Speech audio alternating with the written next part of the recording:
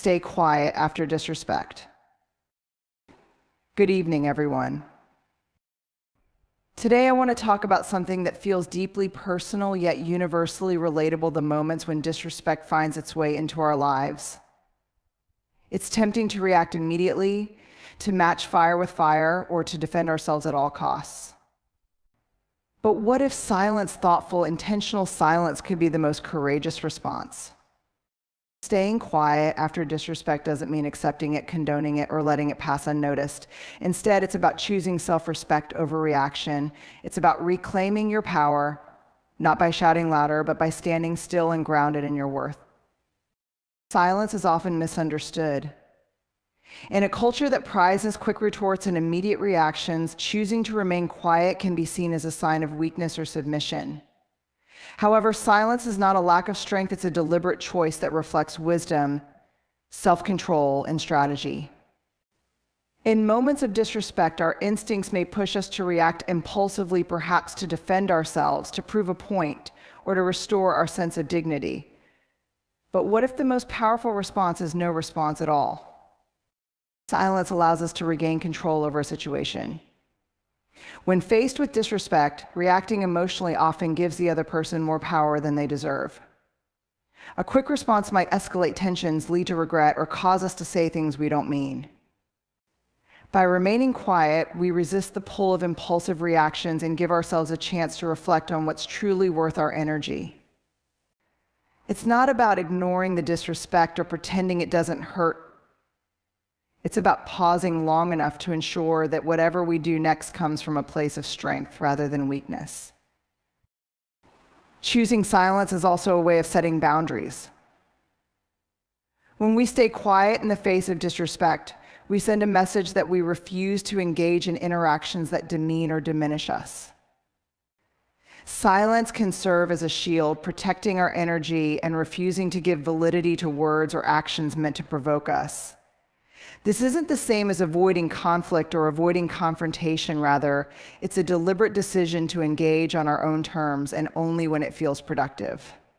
Silence in this context becomes a tool of self-respect. Moreover, silence can disarm disrespect. Disrespect often thrives on a reaction. Those who insult, belittle, or provoke are often seeking a response, a sign that they've succeeded in unsettling us. When we respond with silence, we deny them the satisfaction of seeing us flustered or hurt.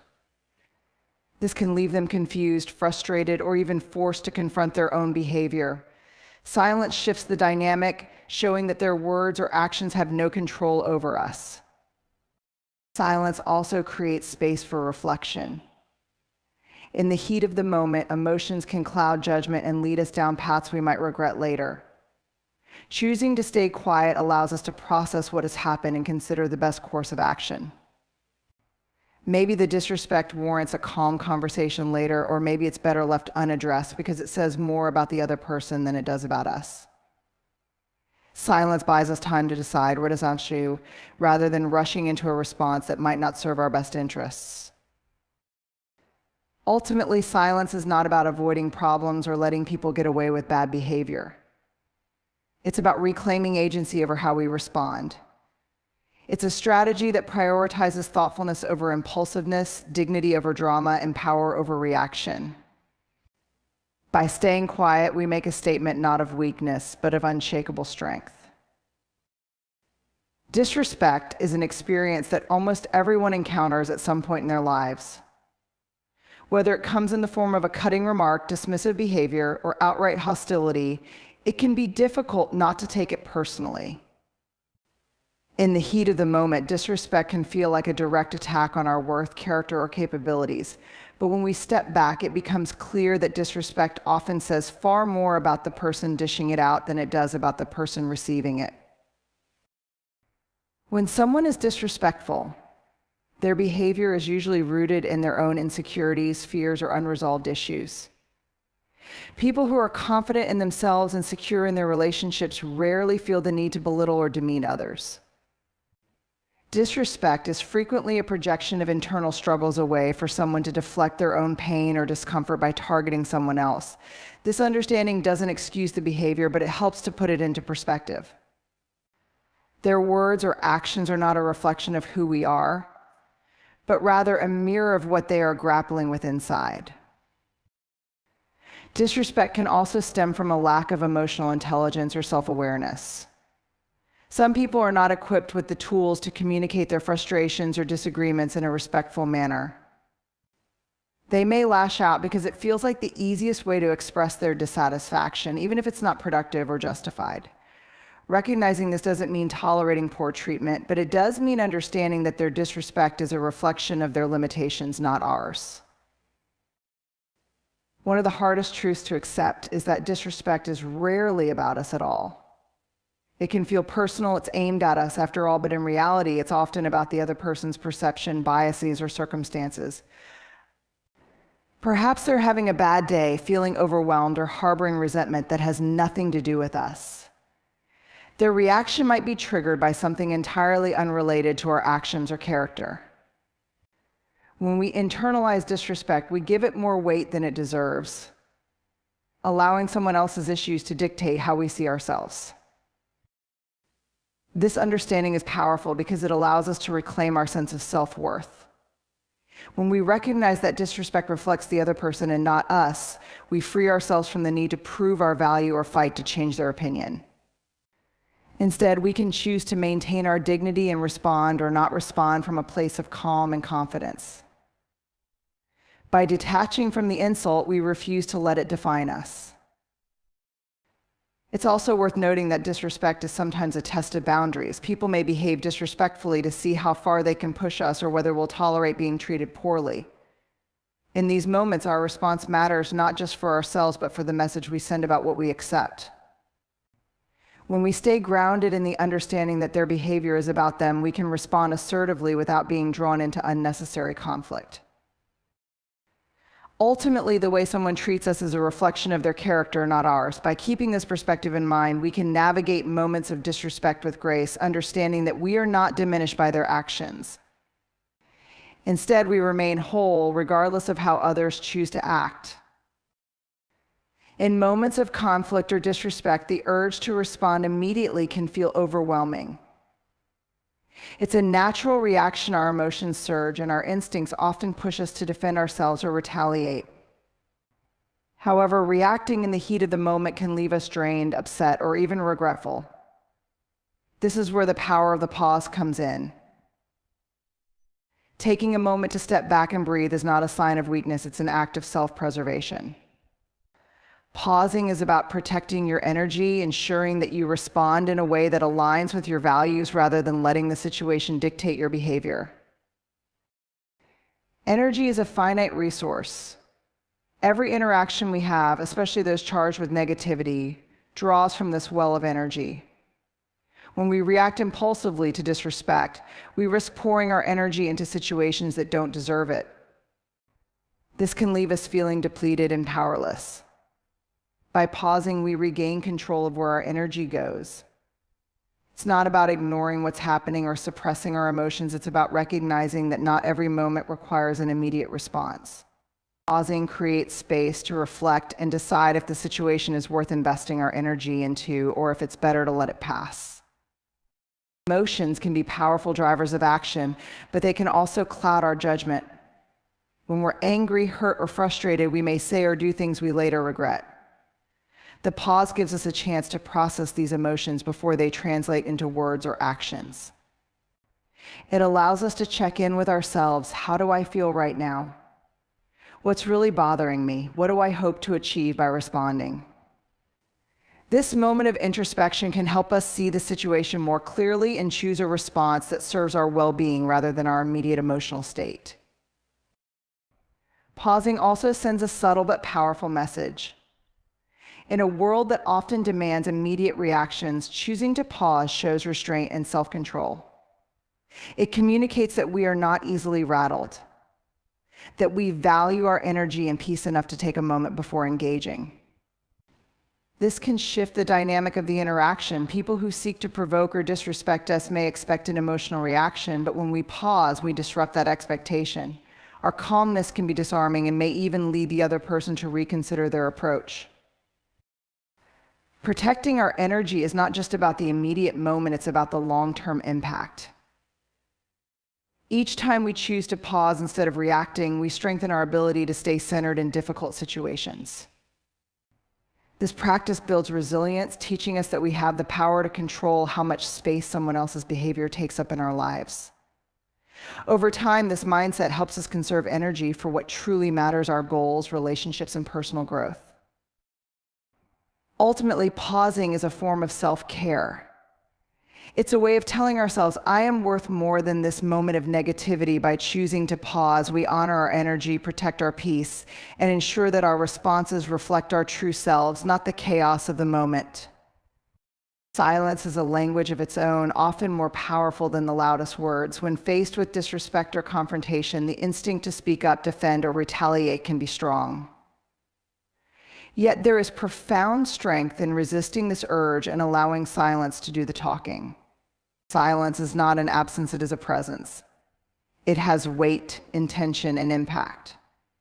When chosen purposefully, it can communicate dignity, self-respect, and resilience in ways that words often cannot. In moments of conflict, silence is a demonstration of restraint. It shows that you are not driven by impulsive reactions, but are capable of maintaining composure under pressure. This composure can disarm those who expect or desire a dramatic response. When someone lashes out or behaves disrespectfully, they often seek validation for their behavior through your reaction. By staying silent, you deny them that validation. Your quiet response conveys, without needing words, that their behavior does not have the power to destabilize you or dictate your actions. Silence also protects your dignity. When we respond immediately to disrespect, we risk lowering ourselves to the same level as the person behaving poorly. Words spoken in anger or frustration can escalate the situation and sometimes lead to regret. Silence, on the other hand, allows you to rise above the moment. It says, I am not going to engage in this negativity. This choice preserves your integrity and sends a message that you refuse to participate in interactions that diminish your self-respect. Furthermore, silence creates a powerful void that forces the other person to confront their behavior. Words can sometimes dilute the impact of a situation, turning it into a back-and-forth exchange where the original issue gets lost. Silence, however, leaves no room for distraction. It compels the other person to sit with their actions, to reflect on what they've said or done without the noise of an argument. In this way, silence holds up a mirror, allowing them to see the weight of their words and actions more clearly. Silence also provides clarity. In the midst of conflict, emotions run high and words can become tangled in misunderstandings. When you choose silence, you create space for thoughtfulness. This pause allows you to assess the situation with greater perspective. What's truly at the heart of the conflict? Does it warrant a response? If so, what is the best way to address it? Silence gives you the time to find answers to these questions before reacting, ensuring that any response you eventually choose is measured and intentional. Moreover, silence is an assertion of self-control. It reminds you that you are in charge of your emotions and actions, not the other person or the circumstances. This level of control is empowering. It keeps you grounded and focused on what matters most: your peace, your values, and your well-being. By choosing silence, you reclaim the power to decide how you will respond instead of letting someone else's behavior dictate your reaction. Ultimately, silence speaks volumes. It conveys confidence, strength, and a refusal to engage in anything that diminishes your sense of self. In a world that often rewards noise, choosing silence can be one of the boldest, most impactful statements you can make. Returning to a conversation after experiencing disrespect requires clarity, intention, and a sense of balance. It's not about rushing back to address the issue impulsively or burying it altogether. Rather, it's about approaching the situation with a calm and composed mindset that reflects your values and protects your energy. The time spent pausing allows you to reflect, process emotions, and decide on the best course of action, ensuring that your response is thoughtful and constructive. When we revisit a conversation, clarity begins with understanding our own feelings and boundaries.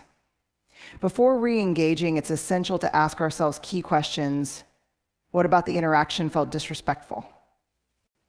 Was it a misunderstanding or was there deliberate malice involved? What do I hope to achieve by addressing this? This introspection helps us separate emotions from facts and ensures that our response is guided by reason rather than reaction. By entering the conversation with a clear understanding of our intentions, we can communicate more effectively and assertively. And clarity also means recognizing the right time and place for the conversation.